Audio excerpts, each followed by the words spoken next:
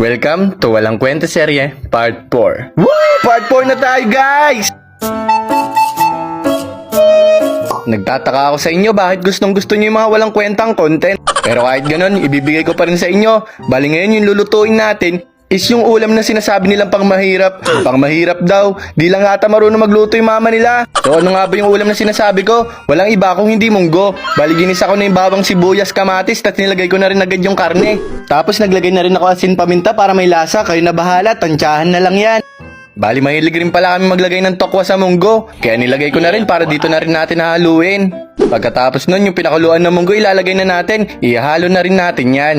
Kung habang pinapanood mo to tas wala pa rin kayong ulam, magmunggo ka na, madali na lutuin tas healthy pa. Bali naglagay na rin ako ng ampalaya para mas lalong healthy na talaga. At hindi pa doon nagtapos, naglagay na rin akong dahon ng ampalaya, tas konting halo. Sabay maglagay na tayo ng chicharon para meron naman pagka-crunchy sa munggo